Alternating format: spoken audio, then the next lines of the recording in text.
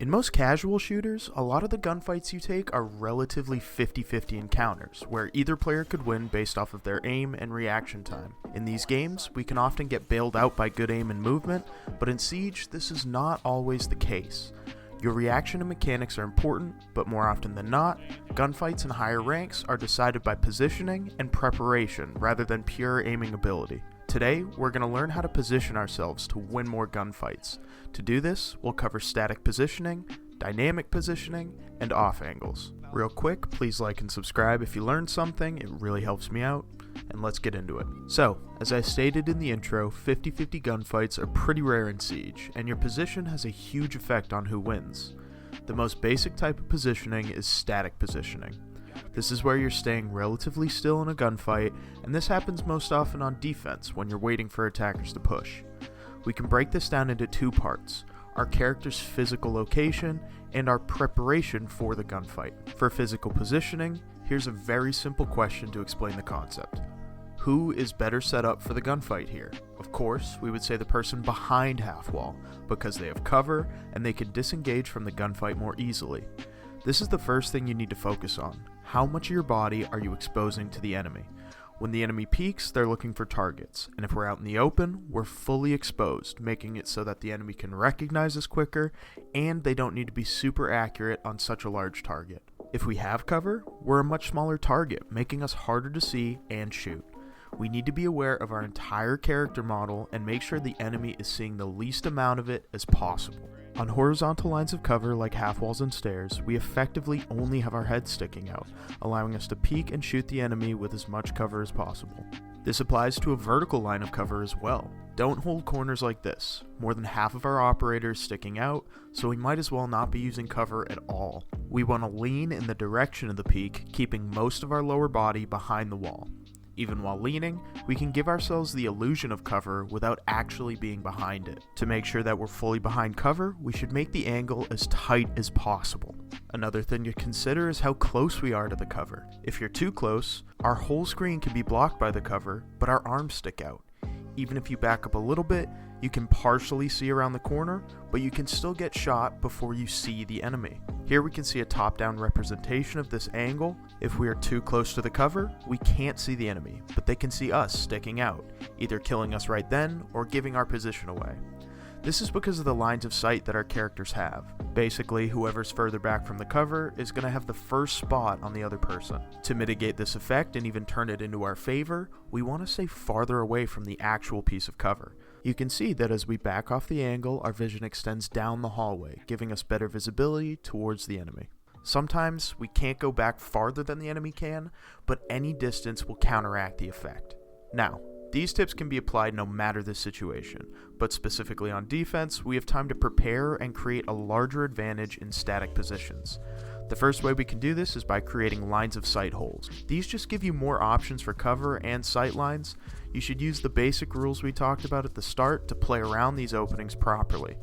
Another thing defenders can do is place gadgets like Mira or shields. Again, these are great static cover options because they give you something hard to hide behind and play off of. Use lines of sight and gadgets in areas attackers will need to take control, and position yourself to watch these entryways. Okay, so now we know how to hold a static position, but most of the time we can't just sit in one spot all game. We have to move around. Attackers are usually the ones pushing towards sight and being aggressive on map control, so this is where we use our active positioning and movement. Moving around the map means that we're less covered than a static position, so we have to keep this in mind. When we want to move through an area, we don't want to just sprint straight from point A to point B. This leaves us very exposed, we aren't using cover, our gun is down, and we're rushing ourselves. Obviously, this makes gunfights harder for us, so how do we fix it? First, we move while we're ADS'd on places we will most likely find the enemy. This eliminates the time it takes to stop sprinting, ADS, adjust to the target, and shoot. If we're already ADS'd, all we have to do is adjust slightly and then shoot. We want to cut down on the time that it takes from recognizing your target to eliminating it, because oftentimes the first to shoot is the winner of the gunfight. We want to keep things like crosshair placement and pieing corners in mind. If you don't know how to do either of those, check out this video to learn about those tactics. So basically we need to keep our gun up and anticipate where the next gunfight is going to be. Another way that we can make our movement safer is by going cover to cover. If we need to get across the room, taking the most direct route can often leave us exposed. We want to limit the time that we're vulnerable by taking a path that gives us cover along the way. To do this, we should identify the pieces of cover that we can use before we start moving. Then, we move from our starting point to this new cover, keeping our gun up in between for any peeking enemies.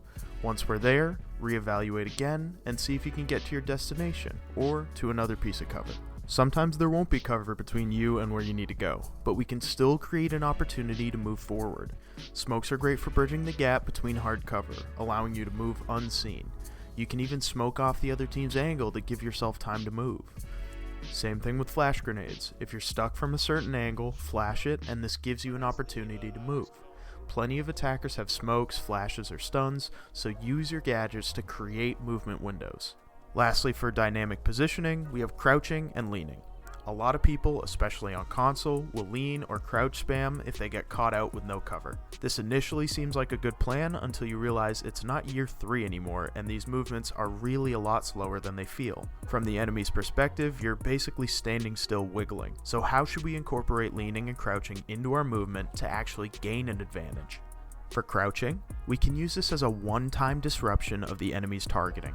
If you get caught out, or you want to break away from the enemy's sightline, crouch once and then finish the gunfight from that position. This way, you're making one large movement to get out of the enemy's crosshair, and the time they need to readjust could be just enough for you to get your own shots off. Since we are only crouching once, our aim is largely untouched, so we can actually hit our target. For leaning, we can use this to enhance our swinging ability out of cover. When we peek out from a corner, we have a certain lateral movement speed. If we want to move out of cover faster, we can also lean at the exact moment that we're crossing out. In this moment, we're adding the speed of our lean animation to the speed of our lateral movement, and this makes the peek come out slightly faster. Remember, this only works if we're actively in the lean animation because our character's torso isn't moving if the animation is finished. This leads into quick peeking and Shiko peeking, where we can use a combination of our leaning and our movement to quickly peek in and out of cover for gunfights and info. I'm going to be completely transparent here. I am not the best at quick peeking, and I definitely don't do it the way pro players do, but if you don't know how to do it at all, I can show you the basics. We just learned to lean out as we walk out of cover, so now all we need to do is reverse this by walking and leaning back the other way. This makes it so that our peek and return are really fast, allowing us to briefly see what's around the corner while minimizing the time that we can be shot. We also want to make sure that we haven't leaned out too far. You should just barely get your head around the corner before you pop back into cover. Again, there's different combinations of leaning to make this as quick and effective as possible, but as long as you're leaning in and out, you're faster than people who aren't. I personally have my lean on toggle and double tap it so I can get that in and out effect. If you want to learn the best way to do it, there's a ton of pros and high-level guides on this mechanic alone. So if you find a good one, let me know in the comments so I can get better myself. So now that we've learned static and dynamic positioning, we can move on to the last topic of off angles. This tactic takes advantage of where the enemy expects you to be. When you come around this corner, where do you expect the enemy to be? If study is clear, the first place people tend to look is the vault door. This makes sense. Oftentimes defenders are waiting here, but if that's the focus, they would end up missing this hole in bar wall. This is a classic example of an off angle. Instead of holding some angle that people usually do, find some other fire line to peek the same area. Here's another one. When attackers push into church from Moto, they're worried about blue first, then they check towards the double door and the default plant. They usually aren't checking close right. They also aren't looking under the table every time either. We wouldn't want you to hold these exposed positions if the attackers know where you are, but if they haven't droned you, it's basically free kills. People don't often pie their corners and check every angle, so as long as you aren't completely exposed, try to get off that expected angle and pick a spot that isn't being pre-aimed. This can be as simple as holding a doorway from a shallow angle. Players usually hold doorways directly or perpendicularly, so we can break the expectation by holding from some area in between, catching the enemy off guard because they aren't looking there. Now, from the dynamic perspective, we can create off angles with our movement. A good example is if we go back to our quick peeking. Let's say we quick peek out and spot an enemy looking right at us. They know right where we are, but they look like an easy enough kill. We can just re-peek at the same angle, but that's exactly where the enemy will expect you to be. I've gotten plenty of kills pre-firing at head level after seeing a quick peek. So, if we want to be somewhere the enemy doesn't expect, all we need to do is crouch for the next peek. It's that simple. If you're technically on the same angle, but you have completely moved your player model, you're out of the expected area and have a chance at the gunfight. Another way we can use movement to create off angles is by using every part of the cover. This angle between con and cache is tight, and oftentimes you and the attacker are basically pixel peeking each other. Once the attacker checks red, that's the first place they'll look. Rather than just taking this gunfight here over and over, we can use the entirety of green box to create small off angles. If we shoot once here, re-peek from this angle. If they saw us, change slightly again. Use your lean and crouch to find different ways to peek every time. Even if you only have 2 peek options, switch between them in an unpredictable pattern. This forces the enemy to pick a 50-50 chance on guessing where you are, and that's much better than if you just stayed still.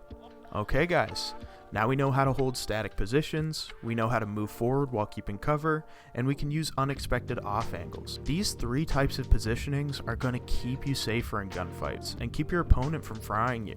I hope you guys learned something from this video, and if you did, please like and subscribe to help me out. Alright, I'll see ya.